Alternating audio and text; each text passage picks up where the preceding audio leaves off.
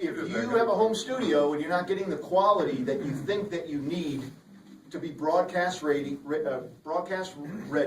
or ready to be put in television as is, then find a studio that can bring your music up to par.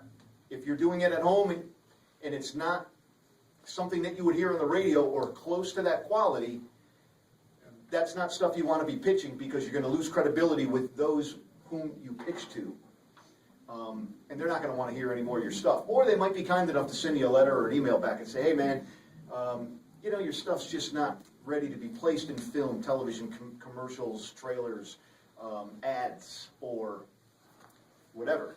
So work on it a little more, bring the quality up. If you're doing home studio stuff, make sure you know what you're doing. If you're playing your own instruments, make sure it's quality. Not just the performance, but the recording, the mix, the EQ, the balance, and finally the master. If you send out subpar stuff, you're going to lose credibility as a songwriter, and you're not going to, that door's probably going to close for you with further pitching. So make sure, get feedback. You know, not from your mom, but from music listeners, from collaborators, co-writers, friends that are also in the music business. Send it to NSAI for a review. Hey, I'm not really interested in the publisher's luncheon forwarding, but you know, give me an idea of where I am quality-wise, recording. I wrote this as production music. Now, production music, we've already described how it's used, but what is it? Well, production music can be a complete song. Verse, chorus, bridge, chorus, tag, done. Vocals even. The full songs that you're writing can still be utilized for production music in chunks of it. Cues, big cues, little cues, 5 seconds to 40 seconds. Look at Gillette, look at the Black Keys. They're in all of their albums, and all of the songs in their albums have been used somewhere for something. Gillette commercials, movies, trailers, all kinds of stuff, background stuff on television. They are heavily utilized for sync licensing. Sync licensing is when a music library or a music supervisor or a music company comes to you or one of your music libraries, which we're going to get into in a minute, and says, we like this song, we want to use it for this, and here's what we're willing to pay for our limited use of that song. We're going to use the entire song, we're going to use cues from this song, little chunks, we're going to loop it, it's going to be on prime time, it's going to whatever, and we're going to pay you up front. That's one of your royalties.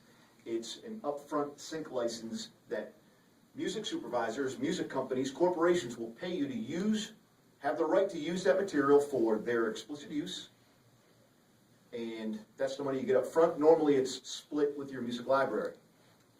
Then it's used. Every time, say if it goes into a commercial, every time that commercial plays, you get paid. Every single time. It's going to vary.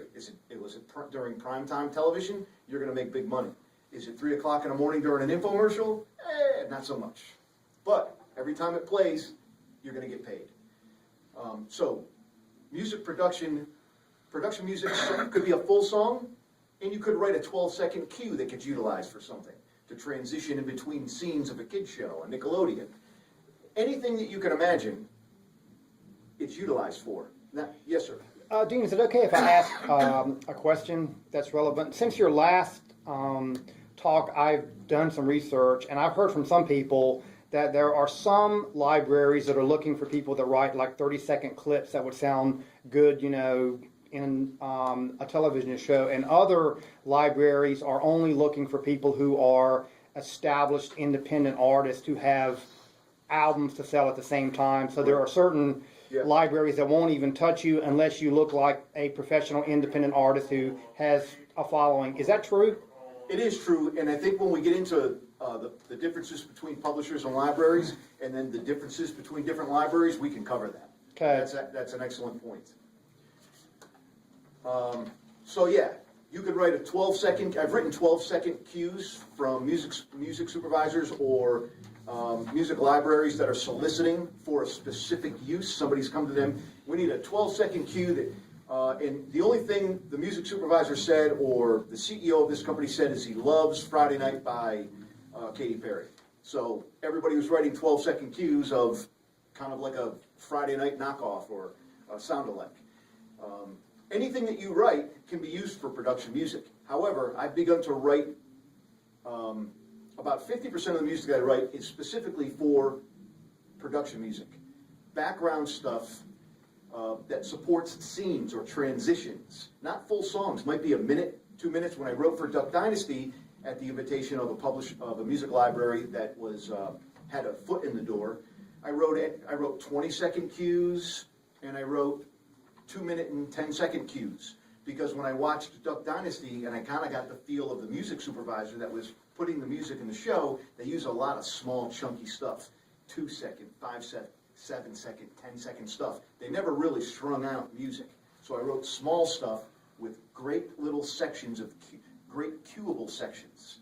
So, an example, if you're writing an instrumental that's specifically for production music, you kind of want to have a short intro, and then you bring in some other stuff and you build up to kind of orchestral stuff, multiple instruments, full band type of stuff, and then kind of break it down differently than you did in the first. So you're actually writing sections that are usable to the music supervisor. He might say, yeah, I like this, but I don't really like that sitar part. Well, in the second section of the song, you've taken that out and given him an opportunity of a 2-measure or 4-measure loop that he can utilize that doesn't have that. You are writing for them in production music, and you're giving them every opportunity to use any piece of that they like. You build it up, and then you break it down differently, and they have a whole variety of sections of your song that they can use, or loop. Or they might like the whole thing, and next thing you know, it's the theme of some show coming out on TLC.